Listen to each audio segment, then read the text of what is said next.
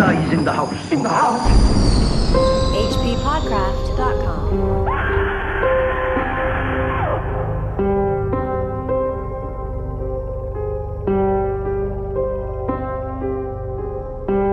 My friend, welcome to the Carpathians. I am anxiously expecting you. Sleep well tonight. At 3 tomorrow, the diligence will start for Bukovina. A place on it is kept for you. At the Borgo Pass, my carriage will await you and will bring you to me. I trust that your journey from London has been a happy one, and that you will enjoy your stay in my beautiful land.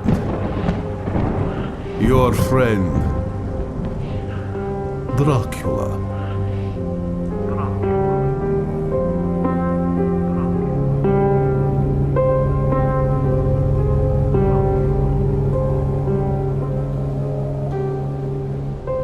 That very friendly letter is from a horrible guy. Can you guess which book it's from? And there's a clue in the reading. Wait, are you saying that Andrew Lehman is a horrible guy? Because that's who was doing the reading. No, Dracula. Oh, the book is Dracula. I'm glad that that's what it is, because Andrew he's sort of like a reverse Dracula, you know? Like if you stand next to him in a mirror, your reflection goes away. Whoa. Yeah, he's that potent of a personality. Man. Yeah. Yeah, it's true though. Lehman is that powerful. It's also true that this month, the whole month, March is for Dracula, singular, and we're going to cover it here on the H.P. Lovecraft Literary Podcast. At hppodcraft.com, I'm Chad Pfeiffer. And I'm Chris Lackey, and we're not alone this month. We're going to be covering it with friend of the show, talented writer, game designer, raconteur, Ken Hite.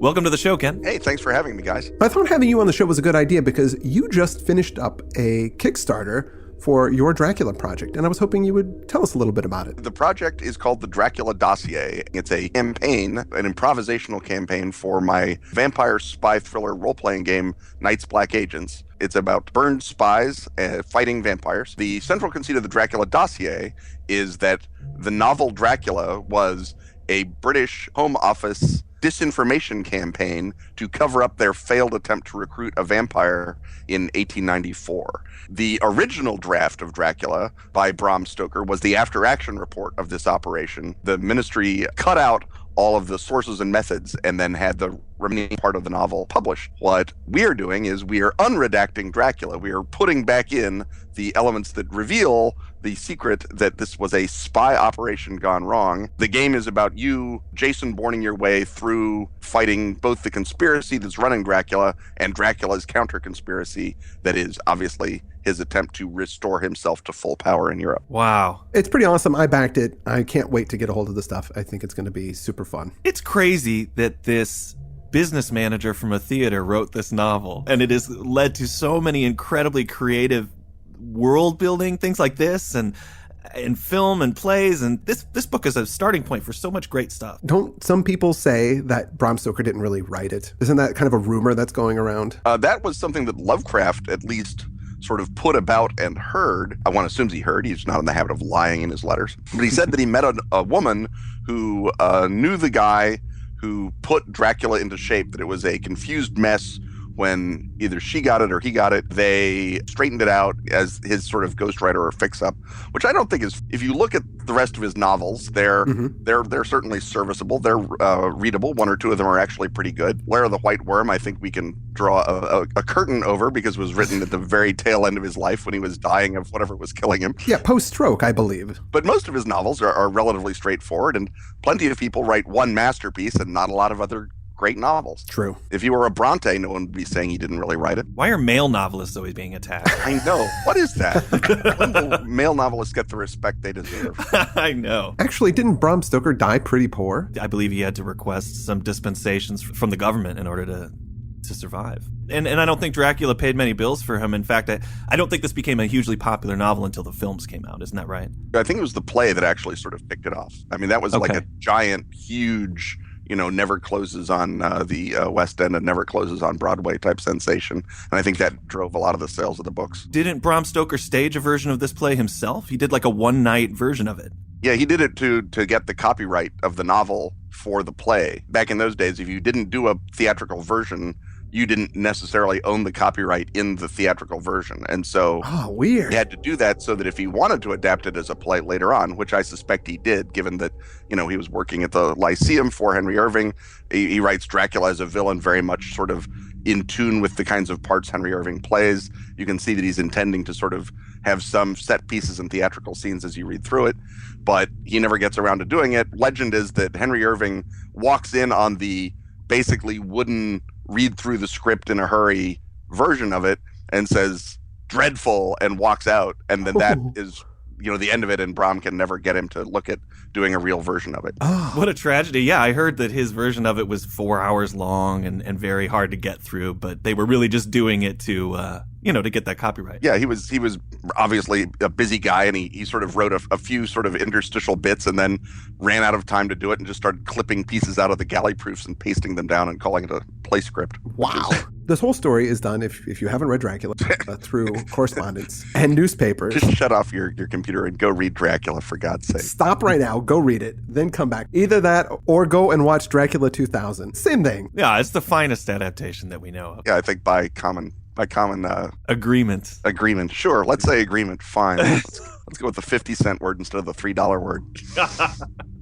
Well, speaking of $3 words, epistolary is what we call this type of writing. Even if it has newspaper articles in it. Yes. So I thought that was only just letters. You got me there.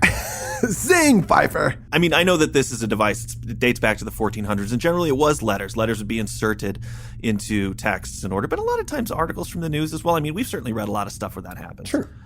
In order to push the plot along. So, yeah, maybe you call it epistolary with articles is maybe the correct genre for it. Well, speaking of Lovecraft, this technique was used by Lovecraft a lot. And I think it's really good for weird fiction as it gives this sense of realism, but it also limits what information you get because you only get information from the person that's writing it. So you only know what they're going to know. And on top of that, you only get the information that they're willing to write down or to tell to whomever. If it's a letter, it's only the information that they're telling this person. So you have to really read between the lines to try and get the whole picture. And that's what's one of the best things about this story that I think is you don't really ever know what is up with Dracula, why he does the things that he does. And it makes him seem so much more alien and scary because he's working on some weird level that is either beyond you. Yeah, I mean, the other thing about it, I mean, not only is Dracula, as you say, only revealed through these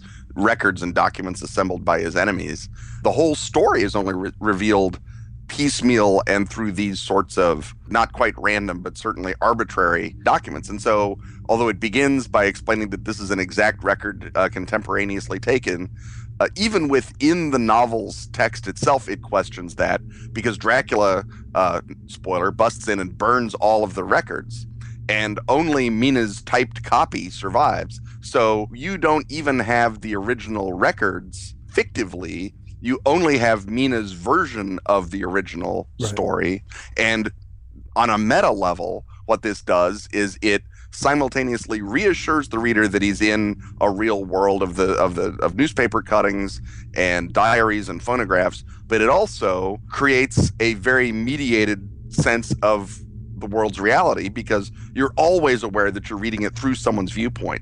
The narrator never just disappears. It's always contingent, right? Yeah. And I also think the interesting thing about writing in this way is that it allows for some time jumping to tell the story in a slightly nonlinear fashion where events will happen and then we'll roll back and get another person's internal reflection on what the event was. And then it also allows for differing points of view on some of the exact same story elements. Not quite Rashomon style, because people generally agree on what's happening, but to get their specific point of view as influenced by their character is a really cool thing. And it also solves a lot of the problems of the sort of the weird fiction writer, where the characters all have pieces of the truth, but no character until much later in the novel puts it all together and says, oh, vampires. But we, reading the novel, get to have that great experience of all horror readers going, no, don't you see? It's so clear. And that's a really great way to build tension in the reader as well. I mean, Stoker is doing a lot of things, and he's doing a lot of them not quite first, but almost first in the horror genre. You know, Wilkie Collins and people like that have been doing it in mysteries for a while, but this is very much a real revolution in terms of presenting a straight-up horror novel. Chapter 1. Our first bit is Jonathan Harker's journal. Jonathan is a lawyer on his way to Transylvania to see a client, Count Dracula. Dracula wants to buy some property in London. Now, John is a young guy, new to the firm, so he gets sent on the crap jobs. He's got to travel all across Europe to get there. A good part of this first chapter is him talking about his travel to Castle Dracula. And Eastern Europe at this time, still largely unmapped in certain places, unknown country. Jonathan has read that every known superstition in the world is gathered here in the Carpathians, as if it were some imaginative whirlpool. Stoker had never been to Transylvania, right? No, Stoker had never been to Transylvania. The closest he'd gotten, his brother, was in the neighborhood, probably not in Transylvania, but possibly in Bulgaria and maybe even in Romania, because he was serving as a medical officer with the Turks during the Russo-Turkish War. He might have gotten across the Danube up into Romania, probably, though, just Bulgaria and Turkey, but I suspect that is one of the places, because Stoker did an editorial pass on his brother's memoir that may have been what gets him thinking, oh, the Balkans, there's some stuff going on there. And then he eventually goes out and he digs up all of the travelogues and other stuff.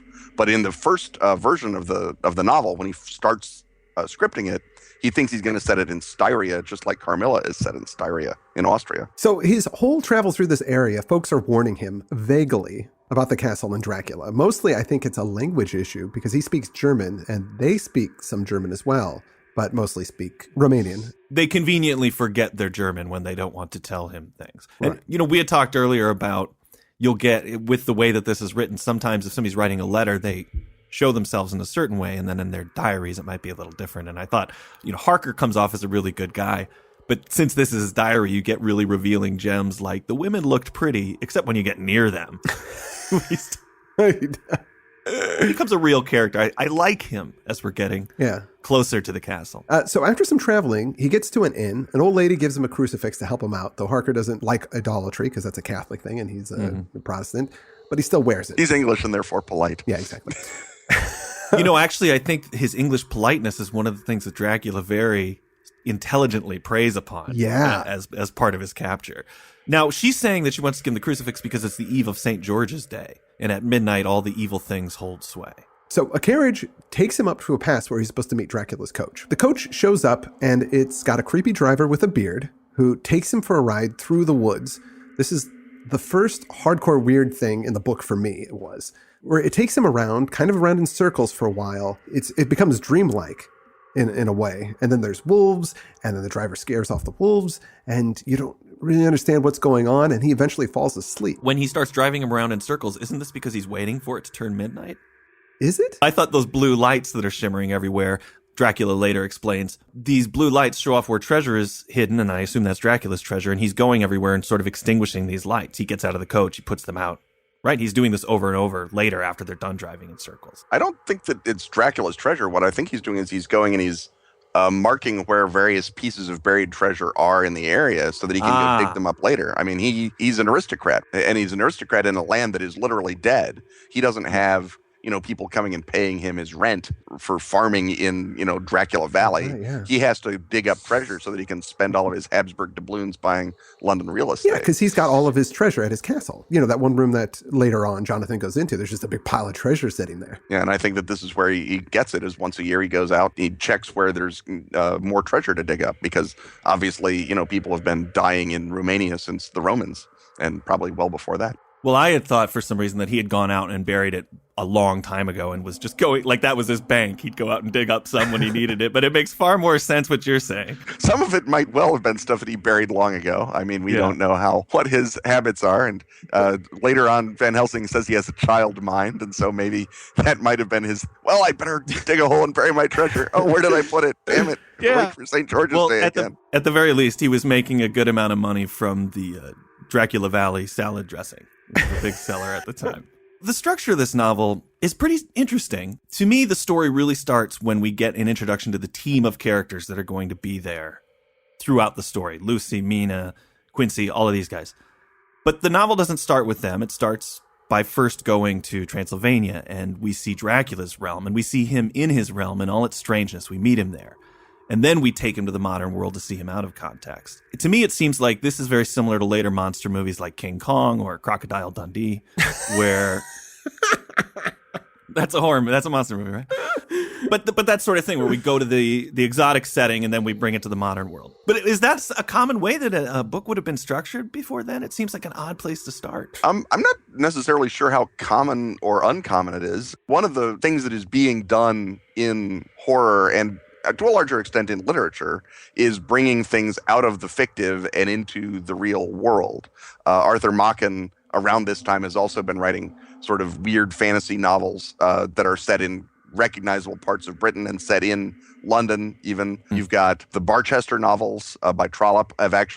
He sets up an actual little fictional shire and puts railroads going to London and gives you all the timetables. So this sort of creation of the fictional absolutely within the real and within the recognizably real is something that's sort of going on, I think, in Victorian fiction broadly. Horror fiction, to the extent it exists then, very much has traditionally been about going to the other creepy, horrible place and having horrible things happen to you and serve you right for being in foreign parts. Like Poe, for example, says that the place of horror is not Germany, but the soul. And that implies then that most horror is set in foreign parts, Germany, or Styria, as Le Fanu sets Carmilla. I think Stoker, starting like a conventional horror novel, you're going off into the dangerous foreign part, and then he brings it into London, and that's the real moment of terror, certainly for a Victorian reader, and to a large extent for us as well. That hits on it exactly. I think that's the genius of the structure. We first get a description of Dracula in Chapter 2. After the coachman drops Harker off, he waits a very long time, and then finally is brought into the castle. His face was a very strong aquiline, with high bridge of the thin nose and peculiarly arched nostrils, with lofty domed forehead and hair growing scantily round the temples but profusely elsewhere. His eyebrows were very massive, almost meeting over the nose, and with bushy hair that seemed to curl in its own profusion. The mouth, so far as I could see it under the heavy moustache, was fixed and rather cruel-looking, with peculiarly sharp white teeth. These protruded over the lips, whose remarkable ruddiness showed astonishing vitality in a man of his years. For the rest, his ears were pale and at the tops extremely pointed. The chin was broad and strong, and the cheeks firm, though thin. The general effect was one of extraordinary pallor. So an old guy with a big mustache. Why does he never have a mustache in the movies? He also has hairy palms in the book, which that doesn't get depicted often in the movies either. I think part of it is just that men's fashion in facial hair really radically changed between 1893 and 31, when Lugosi is playing the first legitimate Dracula. If you have someone in 1931 wearing a big furry handlebar mustache, it looks really weird, even more than it would now. Sure. With the return of the Civil War facial hair. Yeah, I was going to say, now Dracula would be a hipster kind of. Exactly, be hanging out in Brooklyn. Even when Stoker is writing it in 1893, you're seeing fewer and fewer big, bushy, mid-Victorian mustaches, and so the mustache is maybe a little callback to say he is an antique, old aristocrat of this ancient time, not a proper, modern-day British dude with either a little tiny David Niven mustache or no mustache at all. Well, Dracula's a pretty friendly guy at first. He really is. He comes off very cordial. He takes Harker up into the castle, gives him a room, says, rest up, take it easy, no problems, everything's cool. Food's prepped there, just waiting for him. Dracula, he's his own servant, right? He was the carriage driver, and he's carrying the bags up, and he's preparing the rooms, and he's doing all these things. So Harker has this excellent roast chicken upon his arrival at the castle, which means Dracula made that for him. Yeah. And throughout, I think Harker's fed very well, which means Dracula's down there flipping through recipe cards. He's haggling with vendors at the farmer's market. I mean, he really is doing all of these things, I presume. Well, keep in mind, Dracula's got 3 wives in the place. I don't see them cooking, though. They don't seem the type. Maybe once in a while, when he has a guest, he doesn't ask for a lot, but maybe they could chip in. Look, Dracula doesn't ask for a lot. Just your eternal soul and servitude. And some occasional cooking. And maybe cook a chicken once in a while when it kill you. Don't answer that. So he waits all day. Dracula doesn't show up. Sun's setting. Dracula shows up because, I'm sorry, I'm really busy. I got all this stuff going on. I'm a busy man. I'm a count. I got stuff to do. Dracula's looking super creepy, but he's really nice and still cordial this whole time. I mean, we find out it's a scam that Dracula's playing him, but he's really good at it. He looks over the papers that Jonathan brought him and, goes over the details, asks really good questions. He asks John if he's going to help him learn some English, and he also wants him to stay for a month. And John was like, whoa, I didn't think that was part of the deal, but my boss said, do whatever you have to because he's a really important client. He's new to the firm, so he's like, okay, yeah, I guess I'm going to stay for a month. And Dracula's insistent that although he will be a foreigner in England, and he's content to be somewhat anonymous, he can't be seen as an immigrant or less than somehow. This is why he's got to have his English exactly right, even though he's already learned it quite well. He says, I have been so long master that I would be master still, or at least that none other should be master of me. And I think that's the first expression of Dracula's perhaps actual weakness in the novel, is his vanity and his inability to be seen as less than. But Harker notices that the Dracula and the coachman, maybe they're twin brothers or something. What's going on here? It's like, I didn't see them together. They've got the exact same hands. They're the exact same height. Dracula also had a fake beard, which is another thing that is not really talked about, that he's got some kind of makeup kit that he puts on. Well, this is the thing that I love this beginning of the book because it's something that you often forget. Dracula is super powerful. I mean, the things that he does in this novel are amazing. He can turn into a wolf. He can turn into a bat. He can control the weather, the mist. But he's very low tech in this section of the book. Yeah. He's his own servant, and he preys on Harker's politeness, as we touched on earlier. Yeah. He withholds just enough information, knowing that Harker's not going to blow up and say, what the f*** is going on? Let me out of here, He just keeps going, I wish he'd tell me something. There's a scene later when Harker throws some letters out of the window, hoping that they'll get delivered to his loved ones, and Dracula marches back up with the letters. He's found them. And that scene, it's like he's an evil jail warden or a mafia guy or an abusive husband even. These small cruelties on Dracula's part are what really make him monstrous to me. It's not the manifestation of his supernatural powers, but the measured, careful, and deliberate way that he imprisons Jonathan Harker in this first part of the novel. Very end of chapter 2, when he throws the mirror out of the window, right? Mm-hmm. Because he doesn't want, mirrors hanging around revealing his Draculosity. Mm-hmm. That's that first sort of arbitrary cruelty. But even then, this can still just be, he's an East European aristocrat. He's been living alone in a castle. He's a little strange. It's not straightforwardly supernatural yet. Mm-hmm. And that's what's another great thing about this novel is that Dracula just sort of looks like, he looks dangerous and terrifying in the sort of, Russian mafia boss way, but he doesn't actually clear cut do anything demonic for a surprisingly long time in the novel. You have to go a long way before you actually have I just saw him do something vampire-y.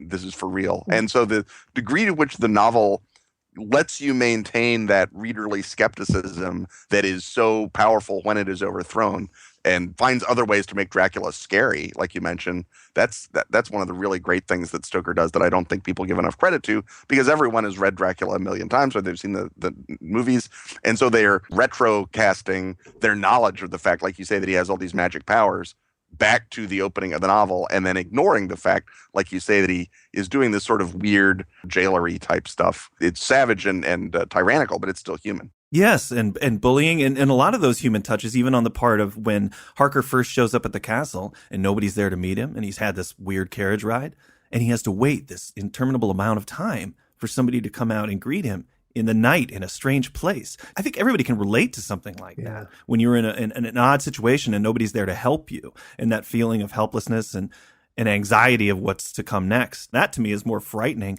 than, say, in chapter 3 here when he runs into the vampire women. I get more stress and anxiety about some of those small situations and the bullying that goes on than I do some of the supernatural things. Although in chapter 3, the first really incredibly weird thing happens when Dracula climbs out of the window. He crawls out of the window like a lizard, head first. He's crawling down the side of the castle. That scared me when I was a kid and I read this book. It genuinely scared me. Yeah, that scared T.S. Eliot. He put it in the wasteland. That's how bad it affected him. Dracula wasn't the first name for the character, I don't believe. In the original version, he was supposed to be Count Wampyr, Wampyr. And I think that Stoker quite rightly realized that was going to give the game away if he kept that name. And then he's reading this really sloppy, terrible history of Romania and comes across the name Dracula. And then there's a footnote below it that says, to the Romanians, Dracula means devil.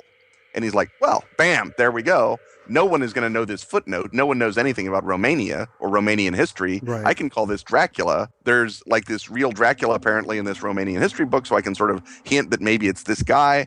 Everything's awesome. And now I have this great name. It means devil. It's just as good dramatically as vampire, but it doesn't give the whole novel away. Now, a lot of artists have gotten mileage out of the latter part of the scene that I touched on a second ago. He's been told not to explore the castle, stay in his own room. But while Dracula's gone, he decides to go into this chamber that seems like it used to be where women got ready, or it's definitely more feminine than the rest of the castle. His good decision is to take a nap in there. Even though Dracula specifically says early on, don't go to sleep in any other place of this castle because crazy things happen here. And he goes, well, I just saw a dude crawl on the wall. Another earlier bit, when he threw out that mirror, the reason he did that is because Jonathan was shaving and didn't see a reflection of Dracula in his shaving mirror. He saw only Andrew Lehman. Who crossed oceans of time to be in that mirror. It's hard to suspend disbelief on that one, but he does decide to go to sleep in this room. Right. And he has this experience where it's half a dream, half awake. He's not sure what's going on, but he sees these three beautiful women. He wants to kiss them, and he wants them to kiss him and get closer and closer to him. And then Dracula shows up and says, hey, ladies, back off. I told you can drink out of him later, not now. And they're like, what are we going to eat now? And he goes, here you go. And he throws in a bag that's wiggling around, and it's about the size of a kid. Yeah. Oh, no. He wakes up back in his own bed and is like, boy, that's weird. But Dracula makes mention that he's capable of love when he's addressing the women. I think that's something that he doesn't really reveal about himself anywhere else in the novel, as far as I can remember. And it's something that I think a lot of artists have gotten mileage out of. So many times the story is pushed around into an age-old love story between Dracula and maybe a woman who looked like Mina. This has happened in a couple of the film treatments. Yeah. I like it when he's just a monster. Given that he's a horrible rapist, I think that it's better both as a horror novel and as a human document of any kind if he's a monster. Thank you. I'm not a fan of the good guy vampire almost in any form whatsoever, but for goodness sake, if you want to have a good guy vampire with a centuries-defying love story, don't make it Dracula. No. Make it any other vampire. This guy absolutely straightforwardly is a horrific predator. To say, oh, but he really likes Winona Ryder is like the worst thing you can possibly do to this novel and to this character. It's beneath contempt. It's just an awful thing to do. So Dracula asks Harker to write a bunch of letters in chapter 4 that he's left the castle so Dracula can send them later after he's left the castle. In case there's any problems with the mail, he's saying. And of course, Jonathan does it because he's English and he wants to be polite, but he knows that the game is up. He knows Dracula is an evil dude and bad stuff's going on, but he doesn't want to let on that he knows that, so he's just complying. There's a great line where Jonathan writes down, I now know the span of my life. God help me. Like, that's such a good line. Now, Drac also, this is a strange thing. He runs off with one of his suits. He takes one of Jonathan's suits, and he theorizes that he is making appearances in town wearing his suit so that people think that Jonathan's around and doing stuff, which seems kind of crazy to me because he's an old vampire guy and he doesn't look anything like him. I think he's got to go to the grocery store to get the stuff. Of course. To cook. The farmer's market. And he's showing up in a suit and he's saying, hi, I'm Jonathan Harker. Can I have some cucumbers? And we go, he said he was Jonathan Harker. Well, he's a master of disguise. He's got fake beards and stuff, so maybe... That's true. Later on, some gypsies show up.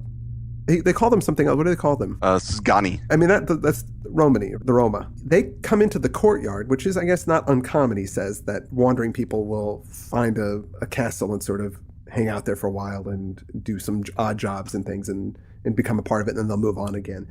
But he gets a hold of the guy. The guy doesn't speak English or German, but he communicates that he wants him to mail some letters. So he throws down the letters. This is what Chad was talking about. Throws him down some money, and the guy's like, yeah, sure, I'll do it. And then Dracula comes right back up with the letters. It says, what's going on? This hurts my feelings that you'd send these out. I don't understand what the problem is. Very mobster to do that, too. Yeah. Why you gotta hurt my feelings like that? I thought we were friends. But the one that's written in shorthand, Dracula doesn't understand, so he just rips it to shreds. Wow, this couldn't be yours. It's written in some weird Klingon or something. We don't need this, and he just destroys it. And then, oh man, this is a lady shows up screaming in the courtyard, going like, give me back my son, give me my child. And she's crying and freaking out. And Dracula just calls up some wolves, and then they tear apart and eat them. Yeah, he uses his harsh metallic whisper from the tower to call the wolves. It's a great imagery there. Yeah. So Harker decides at this point he's going to climb out of his window because he saw Dracula do this climbing, and he thinks, well, if he can do it, I think I can manage it as well. The castle is ruined in such a way that you can actually scale it. Like I said earlier, he finds this room with a bunch of treasure in there, but he's not living there. It's like a bedroom. Yeah, Dracula isn't obviously not living in there. He climbs back up to his room because he's not sure what to do. But Dracula shows up the next day, says, you know what? I'm leaving. This is probably the last time I'm going to see you. I've arranged for you to get taken back later. Then Harker says, well, actually, I want to leave right now. The politeness fades at that point because he's actually already seen, when he did that climb through Dracula's room before, he actually found Dracula in his box of earth. Oh, right. He does, doesn't he? Apparently dead. We are so steeped in these legends now that it doesn't seem that odd. But I can't even imagine how that would blow your mind if you weren't familiar with it. Why is this guy laying there seemingly dead in a box of earth? Right. He's had it with being polite. He says, actually, I want to leave tonight, so let's do it. Dracula's like, oh, that hurts my feelings. Yeah, I thought we were friends, but okay, yeah, sure. We can go. And he goes down and opens the door, which Jonathan thought was locked. Yeah. And he goes out into the courtyard, and then there are a ton of wolves, like dozens and dozens of hungry, evil wolves snarling and ready to eat him. And they come at him, and then he just runs back into the castle, and Dracula closes the door. Oh, you don't want to go? Oh, that's probably for the best. These wolves, you never know. They just killed an old woman the other night. They're terrible. Well, so he's stuck there, but Dracula's saying he can leave the next day. And of course, the next day is when those boxes of earth are finally getting shipped out from the castle. Some Slovaks. And these are different than the gypsies, right, Ken? Yeah, the Slovaks are from Slovakia, which is the next country north of Transylvania. They are apparently traditionally river people because the Pruth and other rivers run down from Slovakia into Moldavia, and so they sail around on these rivers. I think that what this is Stoker trying to represent that Dracula's got more agents than even Harker knows about, right? Mm-hmm. He sees the gypsies, they turn out to be Dracula's guys.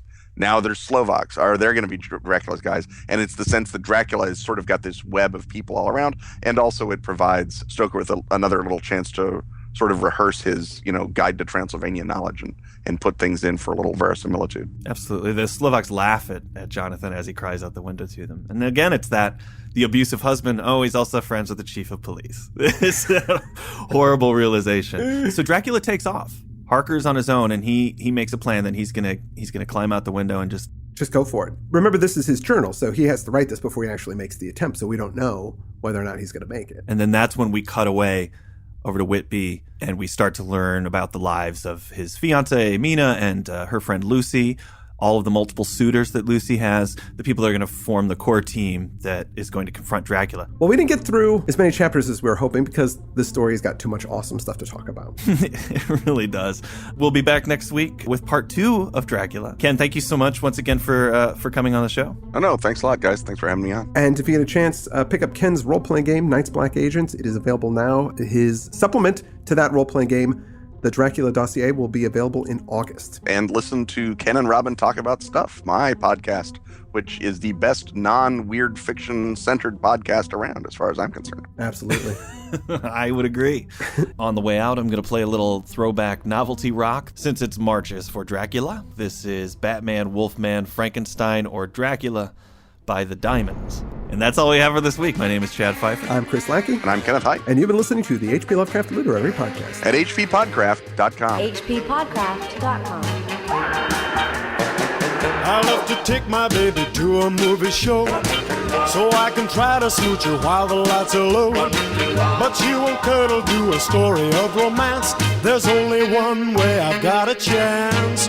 It takes the Batman, Wolfman, Frankenstein, or Dracula to put her in the mood for love. It takes the cat, girl, dog, boy, creature from the Black Lagoon to make her feel like making love. It takes a monster from outer space to make my baby want my embrace. And when I hold her, she's like a dream. If only she can hear somebody scream.